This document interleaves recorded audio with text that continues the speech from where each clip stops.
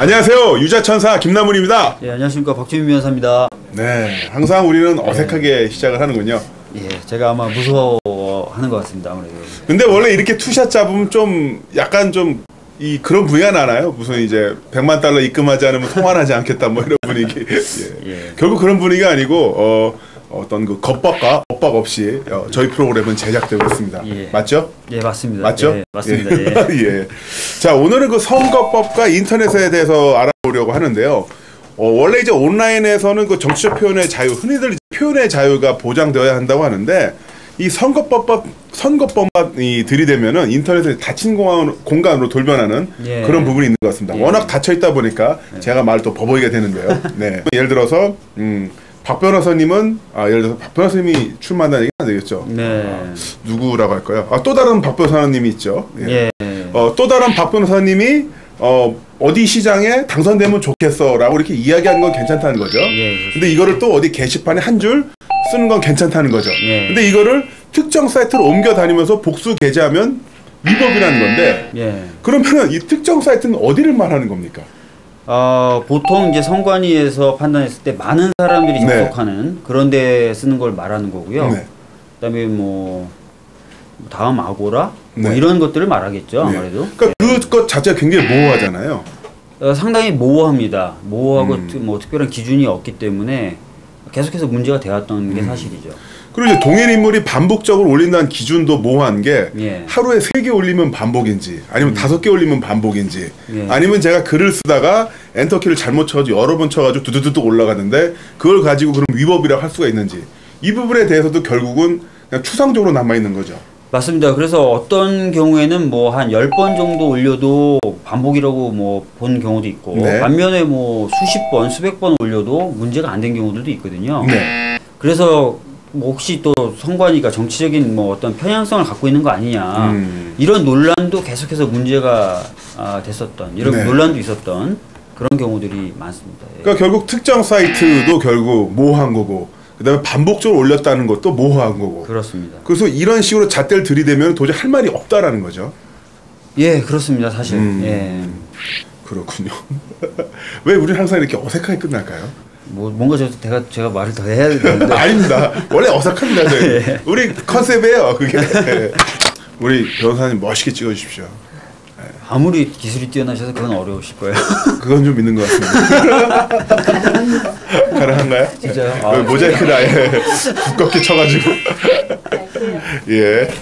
선거라는 것이 적합한 네. 인물을 선택하고 또 어떤 적합한 정책을 결정하고 선택하는 건데, 그러려면은 많은 정보가 유통이 되고 교류가 돼야 되죠. 네. 그렇다면은 이제 이렇게 알게 된 정보를 다른 사람들에게도 공유해 줄 수 있어야 되는데, 네.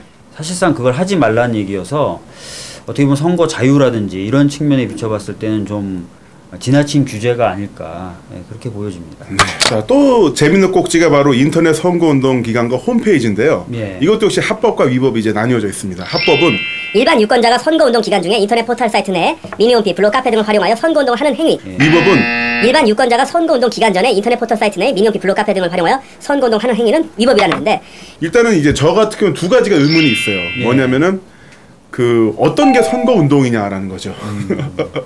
선거에 나온 특정인을 당선시키거나 또는 당선 안 시키는 그런 데 영향을 미치느냐, 그런 걸 가지고 판단을 하죠. 네.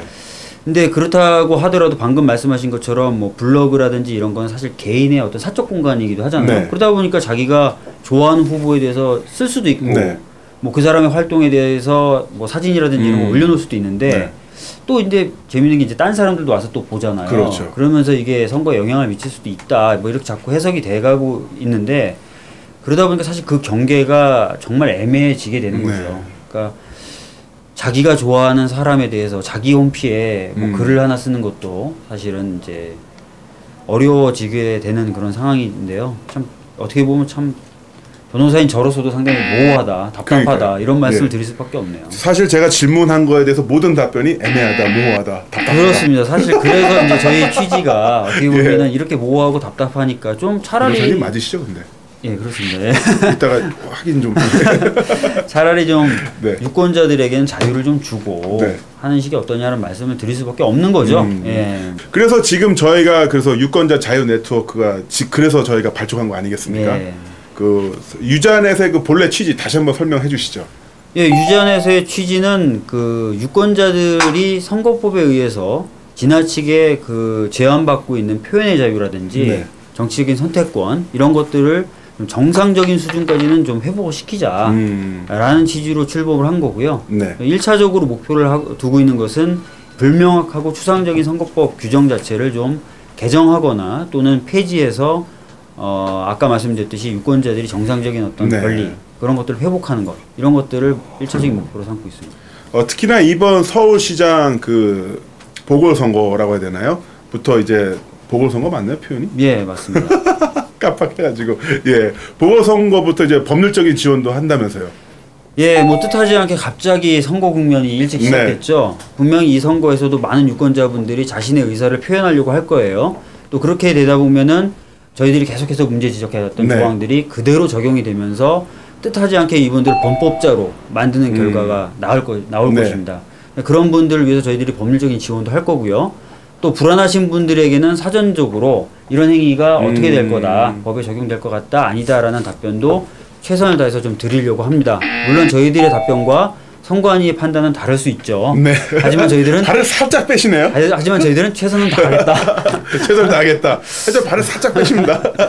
항상 저희들이 애매한 부분이 그겁니다. 네. 워낙 규정이 추상적이고 선관위도 어떤 명확한 기준을 가지고 법을 네. 해석해주지 않아왔기 때문에 저희들이 답을 드리기 애매했던 게 답을 드려도 예전의 기준에 맞춰 봤을 땐 이게 합법인 것 같았는데 네. 또 선관위에서는 다르게 또 판단을 내리고 하지만 저희들은 최선을 다하겠다. 네. 네, 그런 말씀. 우리 박 변호사님 참 믿음직스럽지 않습니까? 전혀 안 믿을 것 같은데 최선은 다하겠습니다. 예, 예. 다소 좀 심약하고 병약한 그 개화기 시대의 그 엘리트 지식인스러우신 변호사님이십니다. 명화라 막걸리 좀 하지만은 하지만은 이 용기 있고 용감한 분이니까 다소 믿음직스럽지 않더라도 많은 신뢰 부탁드리겠습니다. 예. 오늘도 이렇게 바쁜 시간 내주셔서 정말 감사드립니다. 예, 알겠습니다. 감사합니다. 예. 우리 왜 이렇게 어색하게 끝날까요 항상? 한 3번, 4번 하다 보면 괜찮아지지 않을까요? 그때까지 또 보시려고요? 뭐